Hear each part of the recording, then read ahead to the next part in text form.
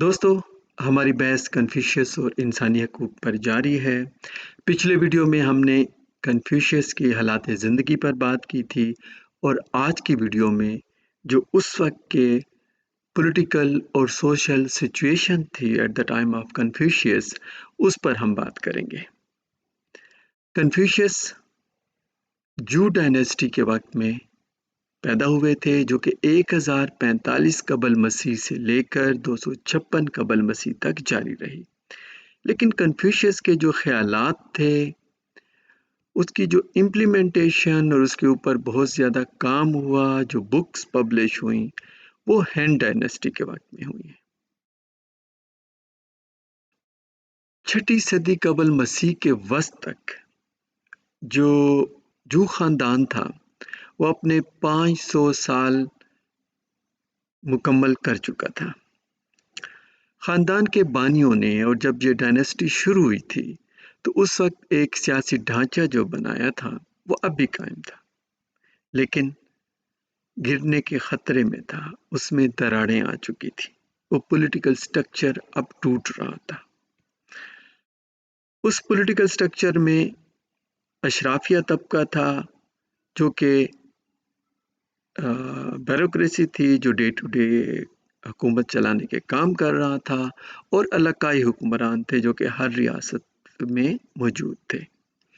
جو علاقائی حکمران تھے وہ زیادہ تر جو خاندان ہی کے تھے، ان کے اپنے ہی رشتہ دار تھے، لیکن یہ ان کی بے حسی تھی اور حکمران نااہل ہو چکے تھے، اپنے ذاتی مفادات میں زیادہ وہ انٹرسٹڈ ہو گئے تھے، اور ساتھ ہی وہ اپنی لڑائیوں میں اور جھگڑوں میں اور حکمرانی حاصل کرنے کے سازشوں میں مبتلا تھے، جس سے جو عام آدمی تھا اس کی زندگی مشکل ہو گئی تھی، لیکن ساتھ ہی ایک لڑائیوں کا سلسلہ بھی تھا۔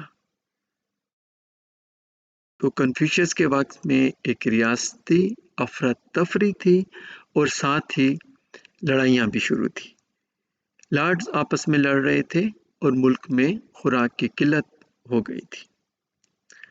جو عام آدمی تھا وہ اب بھی اشرافیہ کا متبادل نہیں ہو سکتا تھا، عام آدمی حکومت چلانے کے معاملات میں شامل نہیں ہو سکتا تھا، جو کامن مین تھا۔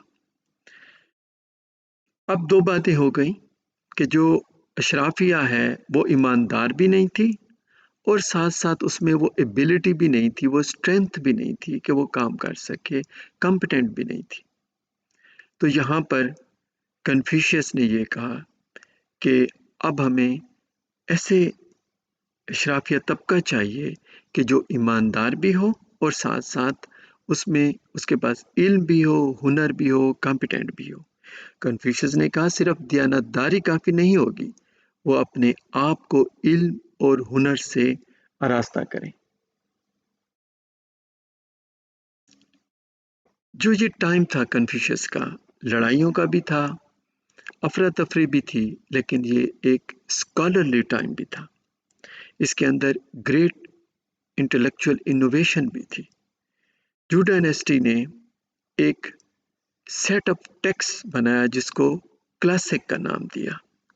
وہ 5 قسم کی بکس تھیں، ایک ڈاکومنٹس تھا جو کہ جس میں سیاسی سپیچز اور ایسیز تھے، ایک میں مذہبی سانگز وغیرہ تھے، ایک ریچولز پر تھا، اور ایک بک فلاسفی پر تھی، اور ایک سپرنگ اینڈ آٹم اینول تھا جس میں جتنا بھی تاریخی ریکارڈ تھا روکی ریاست کا وہ اس میں شامل تھا۔